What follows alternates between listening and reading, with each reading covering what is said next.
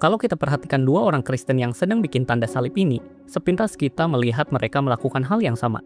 Tapi, kalau kalian perhatiin lebih detail lagi, sebenarnya ada perbedaan kecil di antara keduanya.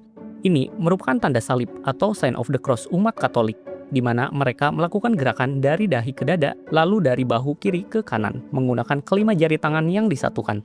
Sementara itu, ini merupakan tanda salib umat Ortodoks, di mana mereka melakukan gerakan dari dahi ke dada, lalu dari bahu kanan ke bahu kiri, dengan menggunakan hanya 3 jari. Nah, ini merupakan detail kecil yang paling gampang buat membedakan mana penganut Katolik dan mana penganut Ortodoks.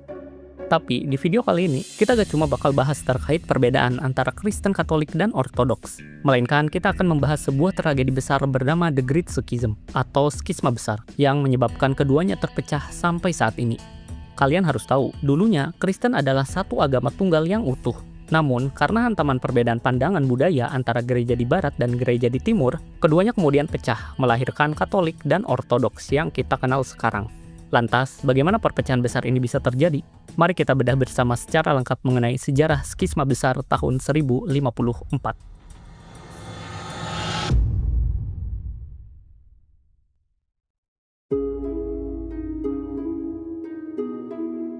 Untuk memahami peristiwa ini, kita harus kembali ke sekitar awal-awal Masehi, ketika Kristen itu lahir.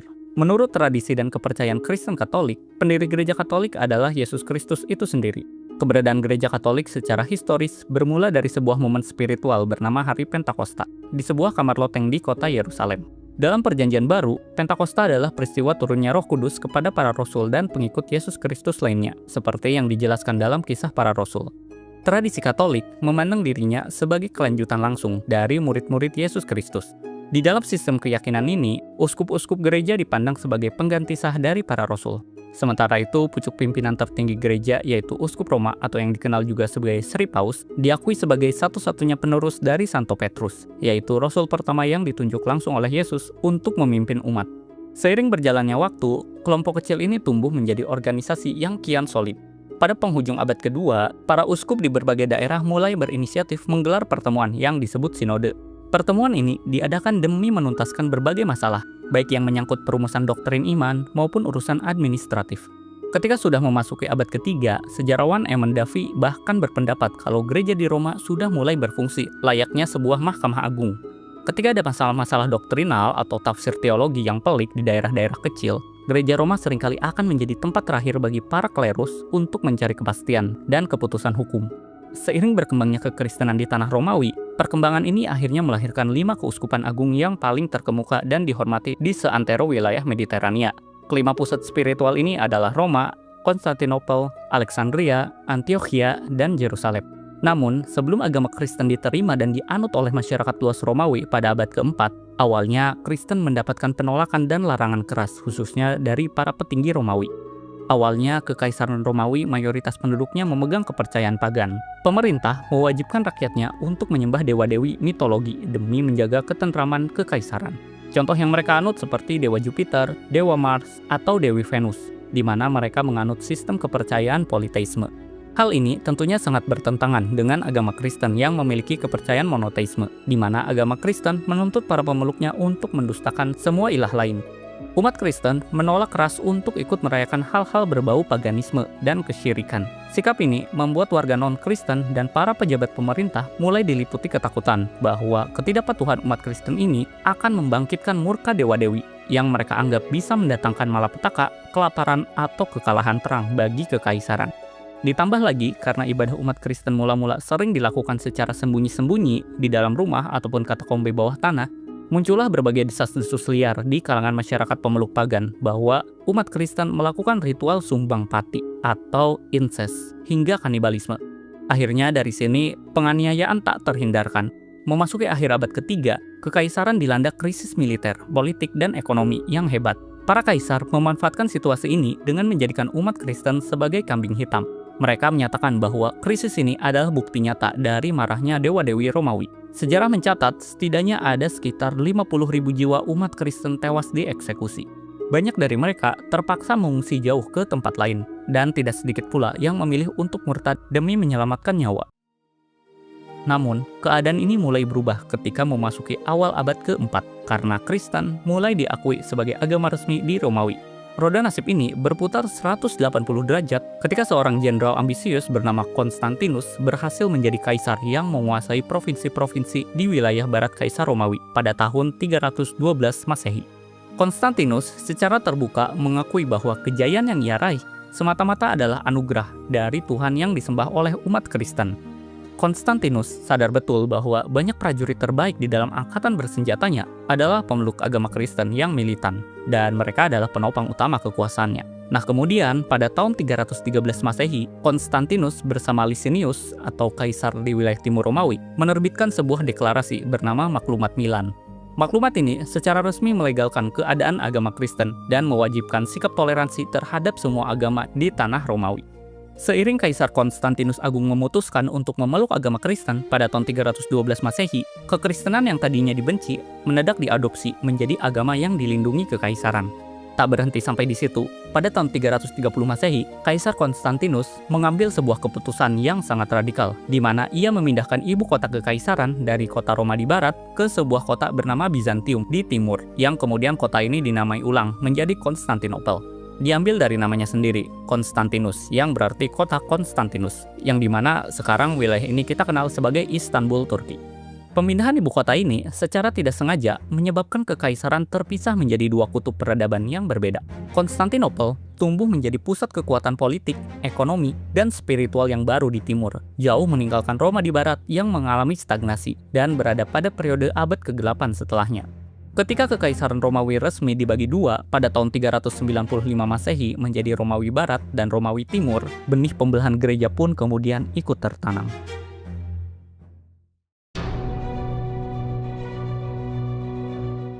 Seiring berjalannya waktu, pembagian wilayah politik ini mulai merembet ke dalam ranah kebudayaan dan cara berpikir masyarakatnya.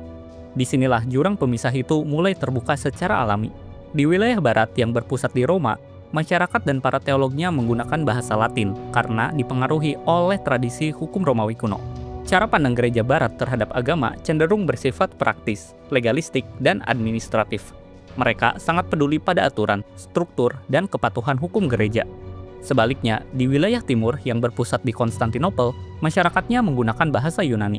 Kebudayaannya dipengaruhi oleh warisan filsafat Plato dan Aristoteles. Gereja Timur memandang iman dengan cara yang sangat berbeda.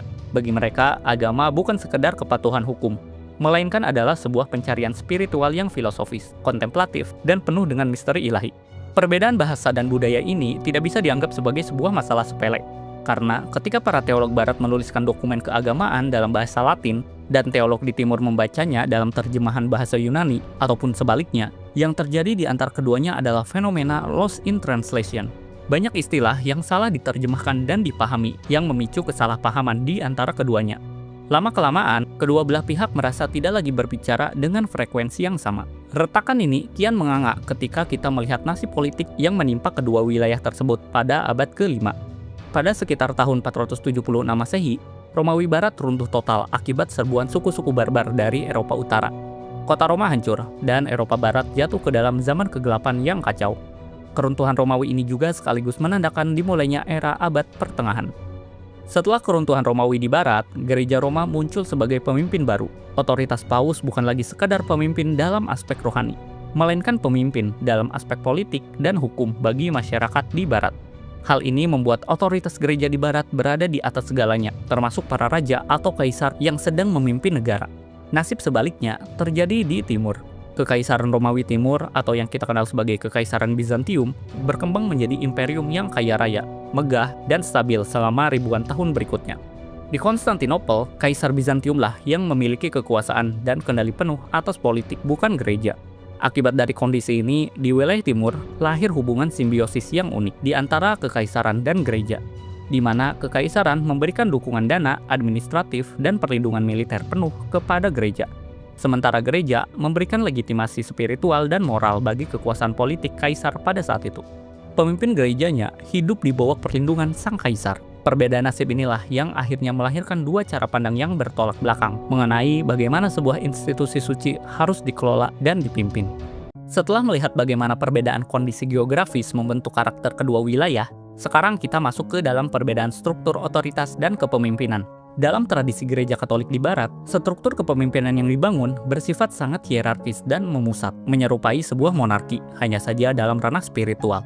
Paus merupakan puncak otoritas. Paus dianggap sebagai penerusah dari Santo Petrus. Bagi gereja Katolik, Paus memiliki otoritas dan wewenang untuk menerbitkan ensiklik, katekismus, dan dokumen-dokumen lain yang mengatur doktrin serta menetapkan norma-norma liturgi kekristenan. Selain itu, Paus juga memimpin dalam mengawasi gereja-gereja di seluruh dunia secara administratif dan yuridiksi. Struktur ini memungkinkan Paus dapat mengawasi doktrin dan praktik keagamaan secara ketat. Struktur ini sangat berbanding terbalik dengan gereja ortodoks di Timur. Mereka memiliki struktur kepemimpinan yang jauh lebih desentralisasi. Di Timur, pemimpin tertinggi gereja disebut patriark. Kekuasaan mereka bervariasi, tergantung pada tradisi dan wilayah gereja. Patriark Ekumenis Konstantinopel misalnya, dianggap sebagai primus inter pares, atau yang pertama di antara yang setara, dan memiliki otoritas moral serta simbolis. Namun, kekuasaannya lebih bersifat spiritual daripada administratif, karena di Timur, masing-masing gereja nasional memiliki kebebasan dalam mengelola urusan internalnya. Hal ini tentu sangat berbeda dengan Katolik, di mana kekuasaan Paus meliputi segalanya. Gereja Ortodoks menekankan prinsip kolegalitas dan kesetaraan antar gereja nasional. Setiap wilayah, baik di Konstantinopel, Alexandria, Antioquia, maupun Yerusalem, memiliki kebebasan yang penuh untuk mengelola urusan mereka sendiri. Jika ada masalah teologi atau masalah yang bersifat besar, gereja ortodoks tidak akan menyerahkannya pada keputusan satu orang penguasa, melainkan mereka akan menyerahkannya pada struktur sinodal. Mereka akan mengadakan sinode agung, semacam musyawarah besar yang melibatkan seluruh perwakilan uskup dan patriark untuk mengambil sebuah keputusan. Maka dari itu, di gereja Timur, keputusan tidak diambil melalui seorang pemimpin tertinggi, layaknya di Roma. Meskipun struktur kepemimpinan gereja Katolik dan gereja Ortodoks sangat berbeda, keduanya memiliki kesamaan dalam hal pentingnya peran kepemimpinan dan struktur administratif untuk menjaga kestabilan dan konsistensi ajaran serta praktik gereja. Keduanya memiliki akar yang sama dalam tradisi Kristen dan berbagai sejumlah ajaran fundamental, seperti pengakuan terhadap kitab suci dan sakramen-sakramen.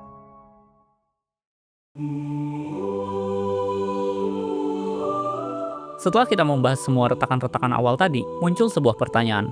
Apa sih sebenarnya penyebab dari perpecahan ini? Sebenarnya, perpecahan antara gereja Timur dan Barat tidak murni berasal dari masalah teologi saja, tetapi terdapat juga andil dari segi perbedaan pandangan politik dan kebudayaan. Dimulai dari cara pandang beribadah, cara memahami struktur kepemimpinan, hingga bagaimana mereka memahami kehidupan setelah kematian. Hal ini juga yang dikatakan oleh sejarawan Kristen Amerika bernama Jaroslav Pelikan. Bagi kita yang hidup di dunia modern, perselisihan teologis di abad pertengahan mungkin sekilas terdengar sepele. Namun, kita harus ingat bahwa kehidupan pada masa itu sangatlah keras. Dalam kondisi dunia yang begitu ringkih, detail kecil mengenai dunia spiritual menjadi urusan yang sangat krusial bagi masyarakat. Agama bukan lagi sekadar kepercayaan, melainkan kompas utama untuk bertahan hidup.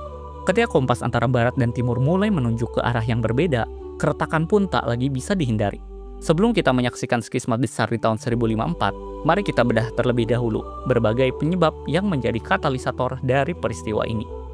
Pertama, perbedaan budaya antara Timur dan Barat. Seperti yang telah disinggung di bab sebelumnya, terdapat perbedaan mendasar dalam memandang agama di antara kedua belah pihak yang dipengaruhi oleh latar kebudayaan di masing-masing wilayah. Di wilayah Barat, teolog Kristen dibangun atas fondasi hukum Romawi. Para pemikir Barat memandang hubungan antara Tuhan dan manusia itu seperti hubungan antara hakim, terdakwa, dan undang-undang. Oleh karena itu, teolog Barat sangat peduli pada istilah-istilah legalistik seperti pembenaran, penebusan utang dosa, kepatuhan yuridiksi, dan hukuman. Sementara di wilayah Timur, teologi Kristen berakar kuat pada filsafat klasik Yunani. Mereka tidak terlalu tertarik pada urusan legalitas hukum yang bersifat duniawi. Bagi para pemikir di Timur, iman adalah sebuah perjalanan mistis untuk mengalami langsung kehadiran Tuhan. Perbedaan karakter berpikir inilah yang melahirkan jurang pemisah di antara keduanya. Keduanya seringkali tidak selaras dalam memandang segala sesuatu yang akhirnya menimbulkan kesalahpahaman. Benturan teologi selanjutnya adalah kontroversi terkait filioque. Perselisihan ini berpusat pada pertanyaan fundamental mengenai asal-usul Roh Kudus dalam ajaran Trinitas. Apakah Roh Kudus diutus oleh Allah Bapa atau oleh Bapa dan Putra? Perselisihan mengenai ajaran tentang Trinitas, kodrat Kristus, dan peran Roh Kudus menjadi isu sentral yang menuntut adanya kesepakatan bersama. Maka dari itu, gereja-gereja Kristen sebenarnya mengupayakan agar tidak terjadi perpecahan dengan mengadakan konsili sebagai forum diskusi dan pengambilan keputusan bersama. gereja mengadakan konsili Nikea I pada abad ke-4 di bawah prakarsa Kaisar Konstantinus Agung. Gereja yang saat itu masih bersatu berhasil merumuskan doktrin resmi untuk melawan bid'ah Arianisme yang menyangkal keilahian Yesus. Konsili ini menegaskan bahwa Yesus adalah sehakikat dengan Bapa. Namun, beberapa abad kemudian, dengan mempertegas kembali bahwa posisi Yesus sama tingginya dengan Allah Bapa, Gereja Barat secara sepihak menambahkan kata filioque atau artinya dan dari putra ke dalam dokumen pengakuan iman Nikea atau Credo Nikea. Sehingga dokumen pengakuan iman yang sebelumnya berbunyi kami percaya akan Roh Kudus yang keluar dari Sang Bapa berubah menjadi kami percaya akan Roh Kudus yang keluar dari Sang Bapa dan Sang Putra. Ketika kabar perubahan ini sampai ke telinga para teolog di Timur, mereka marah besar dan tentunya menolak perubahan ini. Bagi gereja Timur, tindakan Barat memasukkan kata filioque merupakan sebuah pelanggaran hukum gereja yang sangat amat lancang. Teolog Timur berpendapat bahwa menambahkan kata ini dianggap telah menodai kesucian syahadat yang sudah diwariskan oleh para leluhur gereja. Masalah satu kata ini pun kemudian berubah menjadi benih perpecahan bagi keduanya. Kemudian permasalahan ketiga yaitu perdebatan tentang api penyucian atau purgatori. Baik pemikir Timur maupun di Barat sebenarnya sepakat pada satu prinsip dasar. Setelah manusia meninggal dunia, jiwa yang masih membawa dosa membutuhkan sebuah proses penyempurnaan atau pembersihan lebih lanjut sebelum mereka siap melangkah masuk ke dalam alam surgawi. Namun, cara mereka menggambarkan pengalaman pembersihan ini sangat bertolak belakang. Di wilayah Barat, api penyucian digambarkan sebagai sebuah tempat yang sangat menyedihkan dan penuh siksaan. Tempat ini digambarkan sedikit lebih rendah daripada neraka itu sendiri, di mana jiwa-jiwa harus membayar utang hukuman mereka sampai lunas. Sebaliknya, di wilayah Timur, konsep tersebut ditolak. Bagi mereka, api penyucian adalah sebuah perjalanan spiritual untuk mendekati kesucian Tuhan. Timur memandang api penyucian atau purgatori merupakan sebuah proses penyembuhan dan pemulihan, bukan sebagai sebuah siksaan. Kemudian selanjutnya adalah pertikaian terkait praktik keagamaan. Konflik berikutnya berakar pada hal-hal teknis dalam peribadatan. Pertikaian pertama adalah tentang aturan selibat klerus. Pada abad ke-5 atau 6, Gereja Barat di Roma mulai memberlakukan aturan ketat yang melarang seluruh tingkatan rohaniawan untuk menikah demi menjaga kemurnian dalam melaksanakan tugas suci. Namun, di Gereja Timur, aturan ini dianggap terlalu mengekang. Mereka memilih tidak untuk mengikuti aturan ini. Kemudian, gesekan yang paling serius memicu pertengkaran adalah masalah roti ekaristi atau yang digunakan dalam ritual penjamuan kudus. Gereja Barat mewajibkan penggunaan roti yang tidak beragi, mengikuti tradisi perjamuan Paskah Yahudi. Sebaliknya, Gereja Timur mengharuskan penggunaan roti yang wajib pakai ragi. Sebagai pelengkap dari tumpukan bahan bakar di atas, serangkaian peristiwa politik nyata bertindak sebagai katalis yang mempercepat terjadinya ledakan. Salah satunya adalah terkait ikonoklasme atau gerakan penghapusan ikon atau gambar-gambar religius pada abad ke-8 dan ke-9. Saat itu, Kaisar Leo III dari Bizantium secara radikal melarang adanya ikon-ikon suci dan berbagai karya seni keagamaan di Timur karena dianggap sebagai sebuah penyimpangan. Kebijakan ini tentu dikutuk keras oleh para paus Roma di Gereja Barat. Meskipun konflik ini pada akhirnya mereda dan ikonografi dipulihkan kembali sebagai ciri khas liturgi ortodok, peristiwa ini meninggalkan trauma politik yang membekas. Dari sini, Barat semakin tidak percaya pada kestabilan iman para penguasa di Timur. Sebenarnya, penyebab dari skisma besar ini masih sangatlah banyak dan sangat kompleks. Namun, intinya seluruh akumulasi penyebab ini telah mengubah retakan kecil menjadi sebuah jurang pemisah yang besar bagi Kristen Katolik di Barat dan Kristen Ortodoks di Timur. Pada akhirnya, keduanya pun bukan lagi sekedar berbeda pendapat, tetapi mereka saling memandang satu sama lain dengan penuh prasangka dan kebencian. Akhirnya, semua penyebab ini menjadi katalis yang menyeret kedua belah pihak ke dalam konflik utama pada tahun 1054, yaitu skisma besar.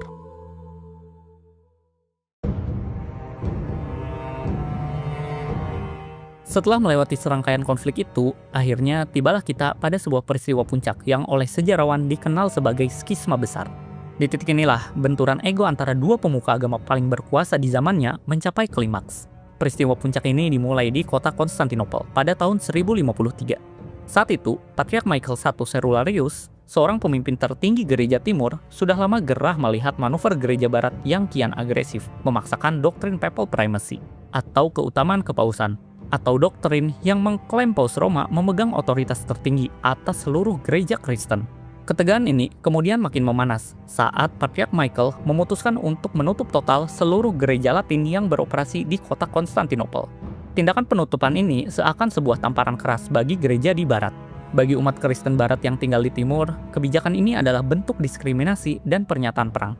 Kabar penutupan ini pun kemudian menjalar cepat menyeberangi Laut Mediterania dan kemudian sampai pada Paus Leo IX di Roma yang saat itu sedang berkuasa. Merespon tindakan provokatif dari timur, Paus Leo IX pada awal tahun 1054 kemudian mengirim utusan kepausan langsung ke kota Konstantinopel. Misi diplomatik ini sebenarnya membawa agenda yang sangat kompleks. Di satu sisi, Paus ingin meminta bantuan militer dari Kaisar Bizantium, yaitu Konstantinus IX Monamakos, karena wilayah Italia Selatan saat itu sedang babak belur dihantam oleh invasi bangsa Norman. Namun, di sisi lain, diplomasi ini juga membawa misi untuk menuntut Patriark Michael meninggalkan gelarnya sebagai Patriark Ekumenis atau pemimpin spiritual umat Kristen Ortodoks di Timur, dan memaksa Timur mengakui klaim mutlak bahwa Paus di Roma adalah kepala tunggal atas seluruh gereja di bumi. Tuntutan ini tentu saja berakhir dengan penolakan mentah-mentah dari pihak gereja Timur. Jalan diplomasi pun buntu, menyisakan ketegangan yang kian memuncak di antara kedua belah pihak. Melihat respon ini, akhirnya pada tahun 1054, Paus Leo IX mengeluarkan surat ekskomunikasi kepada pemimpin tertinggi gereja di Timur dan para pengikutnya. Surat itu berisi pernyataan resmi yang mengutuk, mengucilkan, dan mengusir Patriark Michael bersama seluruh pengikutnya dari lingkaran gereja yang sah. Menanggapi ini, gereja Timur tentu tidak terima. Tindakan ini mereka anggap sebagai sebuah penghinaan. Kemudian, hanya berselang beberapa hari, Patriark Michael segera menggelar sebuah sinode darurat yang mengumpulkan para pemimpin gereja Timur. Hasil keputusan sinode tersebut bisa ditebak. Kini, giliran gereja Timur yang mengeluarkan surat ekskomunikasi resmi kepada Paus Leo IX dan gereja Katolik di Barat. Aksi saling mengutuk dan saling mengusir ini secara resmi menandai berakhirnya hubungan antara gereja di Barat dan gereja di Timur. Pada detik inilah, keduanya pun secara resmi berpisah. Setelah peristiwa besar ini, sebenarnya sempat diadakan beberapa upaya untuk menyatukan kedua gereja ini seperti semula, seperti lewat Konsili Lyon pada tahun 1274 dan Konsili Florence pada tahun 1439. Namun sayangnya, perbedaan teologis yang mendalam dan ketidakpercayaan politik di antara kedua belah pihak membuat upaya penyatuan kembali ini tidak pernah membuahkan hasil.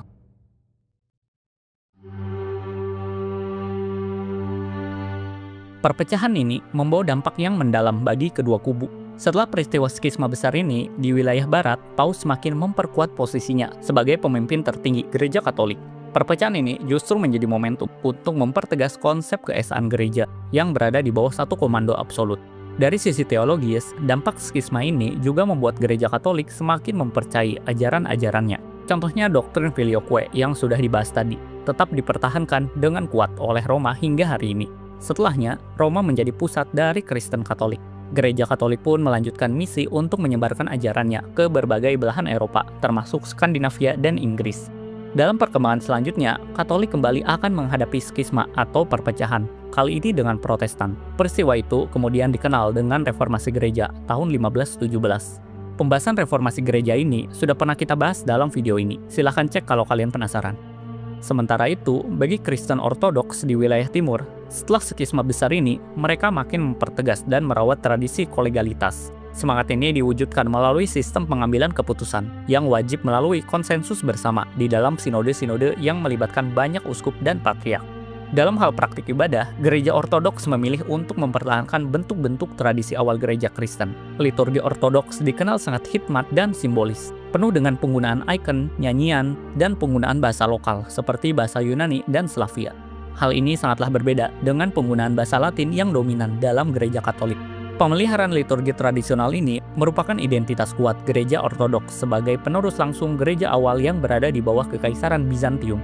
Pendekatan ini membuat gereja Ortodoks tumbuh secara organik, mengikuti garis geografis, bahasa, dan kebudayaan lokal setempat. Kemudian, jatuhnya Konstantinopel ke tangan Kesultanan Utsmani di bawah komando Sultan Mehmed II atau Muhammad Al-Fatih pada Mei 1453 menjadi pukulan telak bagi gereja Ortodoks di Timur. Runtuhnya Bizantium membuat mereka untuk pertama kalinya kehilangan sokongan dari kekaisaran Kristen dan harus hidup sebagai minoritas di bawah kendali penguasa Muslim. Meskipun terjadi penindasan pada masa awal transisi, Kesultanan Utsmani pada akhirnya memberikan otonomi khusus bagi gereja Ortodoks, sehingga orang-orang Kristen Ortodoks bisa untuk tetap membuka rumah ibadah dan menjalankan praktek keagamannya walaupun dipimpin oleh penguasa asing. Pada perkembangan berikutnya, gereja Ortodoks Timur berkembang dan terpecah menjadi berbagai gereja nasional yang mandiri, seperti gereja Ortodoks Rusia, gereja Ortodoks Yunani, gereja Ortodoks Serbia, dan beberapa lainnya. Meskipun berbeda dalam bahasa dan budaya, gereja-gereja ini tetap bersatu dalam keyakinan dan tradisi Ortodoks. Hari ini, Kristen menjadi agama terbesar di dunia dengan sekitar 2,5 miliar pemeluk. Sekitar 1,3 miliar adalah pemeluk Katolik dan sekitar 300 juta jiwa adalah pemeluk Ortodoks. Namun, setelah memahami ini semua, yang terpenting bagi kita bukanlah saling menyalahkan mana yang benar dan mana yang salah, melainkan justru kita bisa mengambil hikmahnya. Dengan mempelajari sejarah ini, kita bisa melihat bahwa akar masalah dari perpecahan seringkali disebabkan oleh ego politik dan ketidakmampuan untuk saling mendengarkan. Sebagai manusia yang hidup di tengah masyarakat multikultural, saling memahami dan menghormati perbedaan merupakan kunci utama untuk menjaga keharmonisan. Seperti kata Martin Luther King Jr., "We must learn to live together as brothers, or perish together as fools." Mungkin segitu aja pembahasan kita kali ini. Kalau kalian punya pertanyaan, pendapat, ataupun koreksi, jangan ragu untuk tulis di kolom komentar. Mari kita jadikan ini sebagai pembelajaran dan bukan perpecahan. Stay in peace buat kalian semua, dan seperti biasa, gimana menurut kalian?